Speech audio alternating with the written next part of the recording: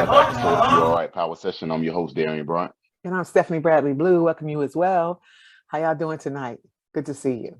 Good to see you. Good to see you. Tonight, we're going to talk about how to avoid depression. It's a very serious thing. A lot of us go through it. A lot of things that people tend to tell themselves or people tend to do is try to keep it a secret, drink a lot of alcohol, try to drown their sorrows, and they end up taking one problem and turning into another, which is alcoholism. Try to isolate themselves, blame themselves when it's not your fault. You know, these things happen. Neglect self-care. You got to always take care of yourself, was it exercising, eating right, things of that nature. Don't let it define you. Also, you're not depressed. Think of it as a way of you're someone with depression, because there's a huge difference. There's a huge Yeah. difference. Can we just stay there for just a second, though? Because I think we Yes. really need to talk about that when we're talking Yeah, about. there's a huge difference Yeah, with when that we're one. talking about a mental health disorder, period, right? Or any type of disorder, I think one of the things we have to be careful about is, that our words have power. The Yes. words are productions or they are the process of or the production from our thoughts. And Facts. so when we take on or the embodiment of a thing, right, then it's difficult to come out from underneath it. But when we say we are someone with, or someone who's suffering with, or someone who's been diagnosed as, or, we separate out whatever the illness is or whatever the issue is from who we are, our being. And I think a lot of times people don't, because we've been taught so long to just, I have, or, Yes. or I am, we just, and whenever we use those words, I am, is, be, all of that has something to do with your being, right? Right. And who you are, and intently who you will become. And so I always caution people, right, about how they label themselves, right? So I'm someone who suffered from, or who has experienced, or who has I even stopped saying to people I'm a cancer survivor. Like, I'm someone who's experienced cancer. Yeah, because you're more than just your diagnosis, Right, and more than that, right? and so people out there, don't let it define you, and don't give up the stuff that you love to do. And that's one of the things you do. You're a fighter. You've been resilient throughout your life. You already said it, but you said you have experienced depression. Yeah. With that said, what things did you put in place to overcome it?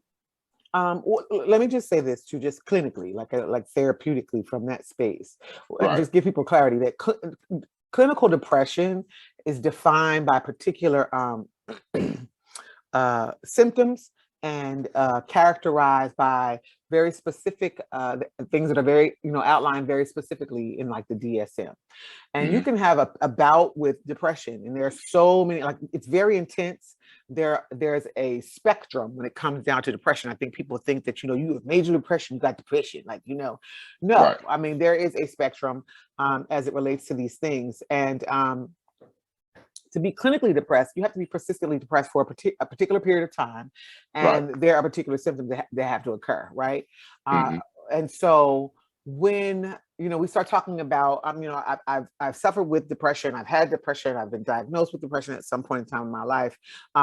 Even with respects to that, there may be incidences in your life where certain circumstances come, and you may become depressed as a result.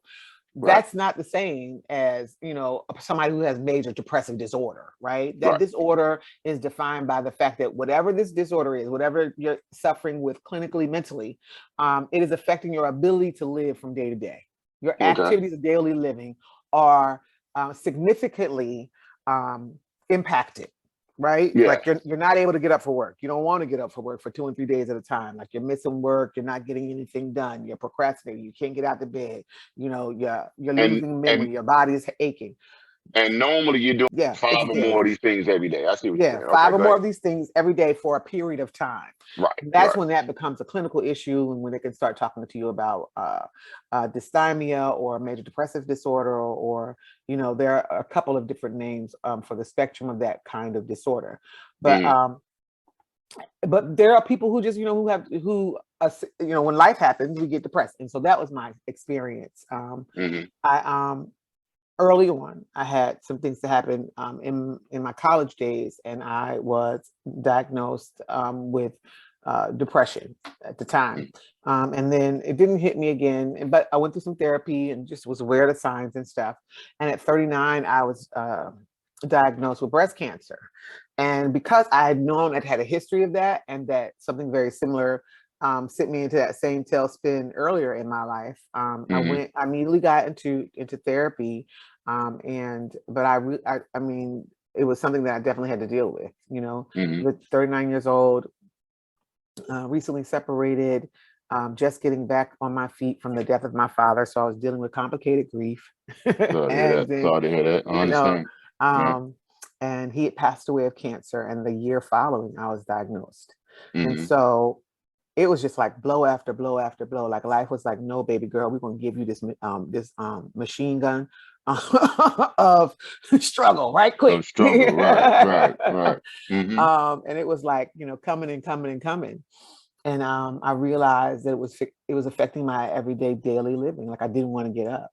Like it was hard for me to get up every day. And then it became not just hard, but I just didn't do it like for 2 days or 3 days. And the great thing about it was I was already out of work as a result of my diagnosis. So, you know, a lot of times we're in those situations where we don't realize the impact that it's having, because it wasn't like work wasn't there to kind of like be that gauge for me as to how motivated I was or wasn't, right? You know, but my regular activity of daily living, or just activity in general, was definitely impacted. And I would be in bed for like sometimes 2, 3, 4 days and just not get up. Get up to go brush my teeth, so I don't offend nobody if they came by to visit. But you know, wasn't too beat about nothing else. And so, you know, I'm grateful because I knew the signs. I knew some of the things that I experienced in past times, and I immediately got into therapy.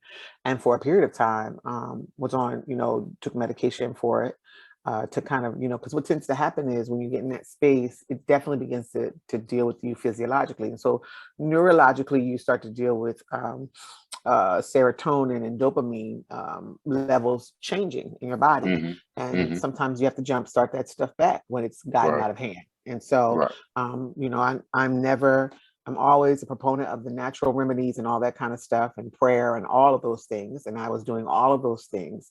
But at one point in time, I felt like I also needed some support, you know, some medicinal support. And so I did take medication for a period of time. And it was very helpful for about 6 months.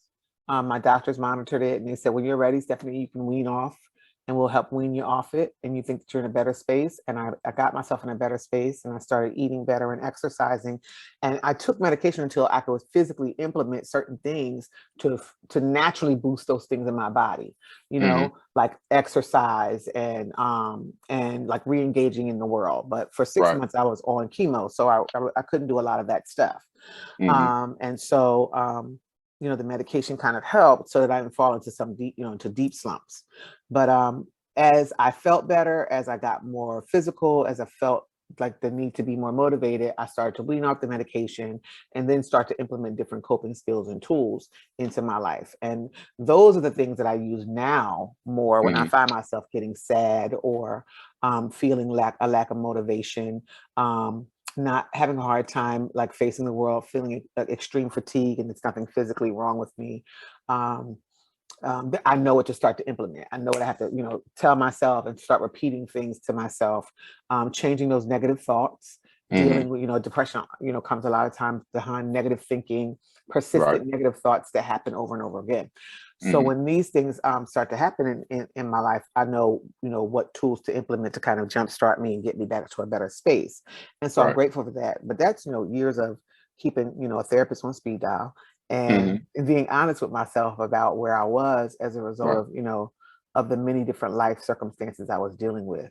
And so if I were to say anything to people, it would be that, you know, sadness, and you'll have moments and times, life happens, you know, and you can't always tell the difference between, you know, your grief process and when grief turns into depression, or you can't always tell the difference when you're just sad one day and then that sadness kind of going lingering a little longer than you want.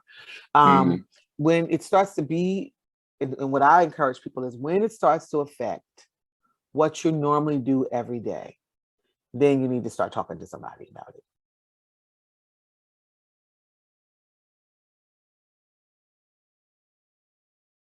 you're speaking on like uh the depressed, irritability mood, the you said sleeping problems, Mhm, change in interest. mhm, When you stop doing stuff that you love to do, mhm, you find yourself excessive guilt, mhm, um, low self-esteem. mhm, I'm trying to remember. Changing appetite. mhm, You spoke on that one. mhm. All those And things and if you're not happen. and if you're not and you said all those things happen with you, so, Yeah. Mhm. but what's the they need to go and get a handle on this before it can uh Get that bad. turn into you having suicidal thoughts, Right. And right? it can. So when unchecked, undiagnosed, and when you've gotten to the point where it is clinical depression, Hmm. there's always the risk of suicidal ideations or Right, suicide attempts. And right. basically what that is it kind of snowballs, right? It starts off as one thing, and then it becomes difficult because um, it's the racing thoughts, the repetitive thinking, all those things are the things that kind of keep you awake, interrupt your sleep habits, start to interrupt, it's then it turns into anxiety, and the anxiety starts to interrupt your eating and your appetite. If you're a comfort, if you're a stress eater, you're going to eat more. If you're the Hmm. kind of and if not, then you'll eat less. Hmm. Either way, but your appetite is being affected, and there's really no motivation. So then you start to lose interest in the things that you used to do. People ain't seeing you around as much when your friends are inviting you out, and you're always saying no. I would rather stay home by myself. Isolation is big. If you're used to hanging out with people, and I was doing all those things. At one point. I definitely the isolation, changing sleep habits, Hmm. definitely. So when you start to experience that, you're definitely entering into a clinical area because now your activities of daily living are being affected. Hmm. Now, I remember back when we used to talk about depression, they used to always people were come at people who were depressed the wrong way. They would say, go talk to your preacher. The preacher's always the heal all in our community, and or they'll say, hey, just stop thinking about it. You know, Oh, just stop thinking about it. You'll be all right. Or what's the other one? You got it made, man. You got the good spouse, you got the kids, the house, the money, you got a great career. Why are you depressed? They just take it for a joke. They think that if you tell that person those things, and they automatically heal. You know. But one thing that I remember back, and it still works to this day, is just as friends act the same. Go over, take your friend out, go let's go for a walk, go to the park. Don't bring up the depression thing at all. You know, uh, don't treat them no differently. Like I said, go listen to music, have a drink. Uh, don't speak on it until they speak on it. If they do speak on it, don't go too far. You know what I'm saying? It's right. not about have as much fun, but it's not about having fun. It's about keeping them occupied. You know, so that balance normally worked a lot with with um with the people who I was around when it came to depression. And I know a study came out and it showed that 80% of those that receive treatment are successfully healed from their depression. Mhm. So if it is, you can overcome it by Yeah, doing definitely, these certain things. definitely. Find ways to be of service to others. It doesn't have to be big to count. It doesn't have to be big to count your goals. Find workable goals that give you a sense of accomplishment, like something you can control, manageable, realistic, measurable. Things of that nature. Stay in the present, exercise, and always eat right. There's a lot of people that should be at least 5 times a week, 30 minutes a day, and try your Yeah. best to eat right because those bad those heavy carbs and junk food and energy drinks can hurt too. You Yeah. know, Hmm. virtue is moderation. Always, we always say that. Hmm. Relationships, focus on people who lift you up. Yeah. That's the big one. That's the Hmm. big one. Yeah. Stay away from the negative things. We spoke on the sleep regularly. Hmm. So it's a lot of things out there that people can do to help cope with it. What's the main one that worked for you? It was, just being in therapy, having a talk, being in talk therapy, And they really helped me with, they were more cognitive behavioral stuff. So they gave me a lot of like journaling options to do. So I was journaling at the time. I was Right. definitely addressing my thoughts, right? And just, they taught me a lot about investigating my own thoughts and just kind of like being aware of where my thoughts were taking me. Right. And they really helped me understand that my feelings weren't always factual, Yeah. really helping me understand that through cognitive behavioral kind of therapeutic ways. And of course, just your general, talk therapy, psychotherapy. So that was really, really, really helpful for me. I Can think. you expand on the journaling part real quick? Because Oh, sometimes sure. people just think that's just writing a little bit down, but they actually tell you to go deep into your journaling of your Mhm. day. What exactly do they tell you Well, well, well, one of my to do, or how to issues, go about writing? yeah, well, journaling for me, one of my issues was I would just have like thoughts to just, and they would just come, negative thoughts all the time. Like this just, Right. the worst and the worst would happen, of course, Right. and determining how this, being able to determine the kind of distorted thinking I was having at the time, Hmm. which was understandable because I was, going through craziness at one time. Right. And but they helped me to understand. I was able to analyze them and see them Hmm. for what they were when I wrote them out. So my journaling was really Right. about me being super, super honest with myself and writing exactly what I was thinking. Right. Good, bad, or indifferent. And did it help for you sometimes to go back and Oh compare? yeah, because Right. And did you see the growth?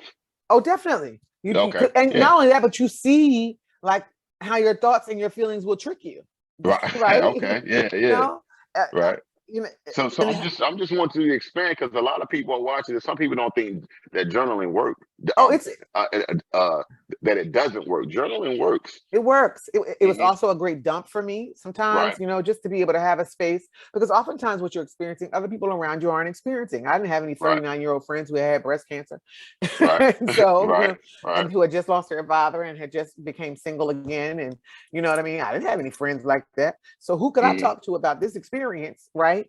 Right. And all the stuff that I was feeling about, my womanhood, my femininity, like all kinds of things was happening to me. Hmm. So I would go to a Right. support group and it would be great, but they were still usually women who were older than me. And so I was like, and married, and I'm like, you don't understand. I'm about to be, double mastectomy at 39, like, Hmm. and so being able to dump those feelings out and look at them and all of my fears and all of my thoughts at the time out Hmm. and look at them, then they couldn't play in my head all the time. So Right. journaling also allowed me to dump a lot of that stuff out. And because I am a deep thinker, Hmm. that was a really important time for me to be doing that, because like I said, my thoughts and my feelings didn't always serve me well, and Right. we don't always recognize that until we can see them written down. You're like, that's just like that doesn't make sense. Like, why are you thinking that? Nothing Hmm. that's going on in my life. One of the things that they taught me too is just to analyze your thought process. And some people call it the ABC method: actions, behaviors, consequences. Hmm.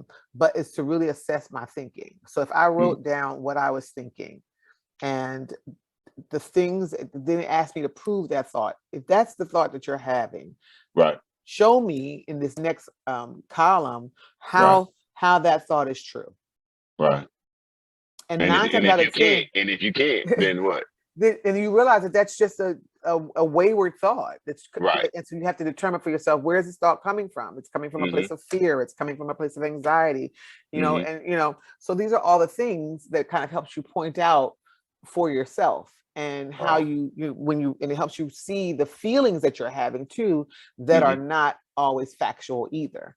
And when you Hmm. start to uproot that distorted thinking, it definitely helps you to be um, a little bit more. It just kind of opens your horizons about how you're thinking and how you're treating yourself. Hmm. And before long, you find yourself much more motivated, looking at life a little bit differently, and it just kind of allows you to kind of take a 180 about and on your situation. And Right. it did for me. I mean, before I was even done chemo, I had a whole different perspective about my experience. Hmm. before it was all over, I was lecturing people and talking to folks, and I was going into chemo by chemo 3. The first 2 chemos, it was kind of sad. By chemo 3, I'm in there, my family in there, we singing to folks. I'm bringing them hats and scarves. With people will be bringing us hats and scarves. I'm bringing hats and scarves to people because I felt like that's my way, right? I'm a giver, and I like to do that. So that made me feel good, being able to come in there and sing and entertain while I'm, right before I get chemo or right after my chemo was over. I think it encouraged people, to see that this girl is doing the same thing I'm doing, but her whole perspective about it is different. And my perspective shifted like midway because of the work that I was able to do. And I was very intentional about it during that time. And what could have overcome me and overtaken me, I was really able to step up on top of it and move through it differently because of it, because of the support I gave myself with my family, my friends, with therapy, medication, all those things. I definitely salute, because people need to hear this, 1, and 2, these type of things can really sneak up on you. I mean, like you said, the situation that you went through, you didn't know that you was gonna be in that state. It just all of a sudden, one day led to another, and before you know it, boom, you was there. People go through abuse. Certain medications can have you depressed. Yes, Lord. Can bring them. The side effects of certain medication is depression or suicidal thoughts. People need to be aware of that. Yes. Major event like you said you had, substance misuse. So there's so many things that could contribute to this this thing, and if you don't know what it is, you'll find yourself in a bad way real fast. And one of those things, the biggest thing you said, is isolation. You completely, you find yourself in the house more. You find yourself not liking the things that you love to do. You find yourself just in that room when everyone else is in the other part of the house having fun, or not wanting to be out like you used to be. There's something going on, and people out there who got loved ones that's doing that. We got to go check up on them. We definitely got to go check up on them. What's your final thoughts on this? I want to share with people quickly too. You said something very interesting and important about, at the time, because I don't want people to think at all that I am not spiritually aware. Right. I used to be an associate pastor of a church, been in ministry since I was 15 years old. So prayer, faith, all of that is a major part of my life. So when I'm saying these things to people, I'm not saying them and saying, let's negate God. God has nothing to do with it. Or that I am not recognizing that the God power in my life. But part of healing is acknowledging that there's a problem. Right. And one of the things that I learned very young is that God is a gentleman. He doesn't do anything more than you allow him to do. So if you if you're struggling through something and you're experiencing something and you're not in a position to even recognize what it is you're dealing with, how do you take it to him honestly in prayer? You don't always know how to do that. And then when you take it to persons who are not well fit to be able to speak to your situation, then you're misled. And I share this with people all the time. If I had a heart attack, if I was loving God all my life and had a heart attack, I'm not going to leave my house and say, please take me to the church. I'm going to say, please take me to the hospital and to the cardiologist. Okay? Right. The only thing we do that with is mental health. Right. Exactly. You know what I'm saying? So I'm like, I need for you to understand, when it gets to the point where it's clinical, we're talking things that are chemically going on and neurologically going on in your body that are now impacting your behaviors. And so, yes, we take everything to God in prayer. Please and thank you. Please do that because he's aware of all these things, right? However, and also go and get some help significantly when it becomes an issue, when it becomes an issue of disease. I'd have found out I was sick and decided not to go to an oncologist, I'd have died of cancer. Exactly. The people need to understand that God is working through those doctors, those specialists. Yes. Faith without works is dead. Faith requires some work, some movement. And sometimes I'll share this about my testimony of that. One of the things that I do believe in my time of prayer, God told me was, you're going to have to go through the process of this. Do I believe God can heal me? My mother's story was very different. She had 4-stage lung cancer. God healed her. Never had chemo, never nothing. Blessings. It was over. It was, and then it wasn't. For me, that was not my experience. Right. And in prayer, I was equipped for the fact that that would not be my experience. Your experience is going to be that you're going to have to go through the process, whatever the process looks like. Right. And I remember very clearly coming out feeling like whatever I went through, he would be with me in it. And I would have to do everything that I needed to do to sustain myself to come out on the other side. You understand what I'm saying? It's not that God is not, because his faith won, and he gave you what? Knowledge and common sense. That's right. As well. He said, I'm gonna need you to go through this process. And and I recognize that certain things we go through because we need to be able to strengthen somebody else. So, so the faith then is in the fact that I'm going to survive and be on the other side of this stronger and better than I was when I started. Right? I may not be healed instantly. You may not be knowing them moments, but he was with me through the whole experience, and he led and guided me into the places that I needed to be. And one of the places I needed to be was at the good therapist's office. Right.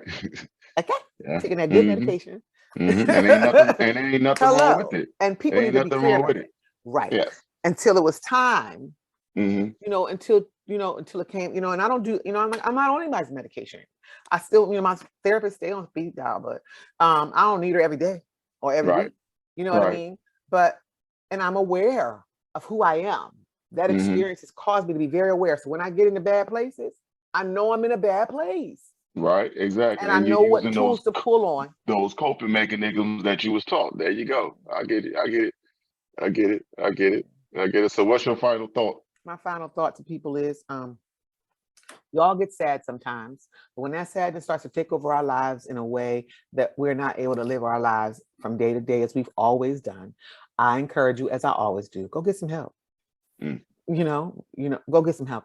99% of people in the world are going to be depressed at some level, in some way. But I want to encourage you that when it gets to the point, or if it gets to the point where you cannot come out of that cycle of thinking that you're having that's negative, and you cannot get out of your bed, and you're not feeling motivated, you're not hanging out, you're not doing what you normally would do in your life, and the only thing you can muster up the strength for is to go to work and come home, then I would suggest that you talk to somebody. And I would suggest that you be open to whatever that professional suggests to you to kind of help you move into a different space. Because you are not your diagnosis. You are just having that experience at this time. And the quicker that you get help and support for it, like anything else, the quicker you can get through it. I know that's right. Hey, to add to that, you said it beautifully. To add to that, I would just say depression is real. It's serious. You're more than your diagnosis. There is hope, even when your brain tells you that there isn't. All right. And if today all you did was hold yourself together, then guess what? I'm proud of you. Yes. I'm proud of you. Okay. Yes. So with that said, hey, nothing but love. And for all of y'all, we have to continue to look out for each other and for ourselves. Okay. I love y'all. And like we always say, it's about the community. It's about the community. Y'all be well. Good night. Y'all take it easy. Peace.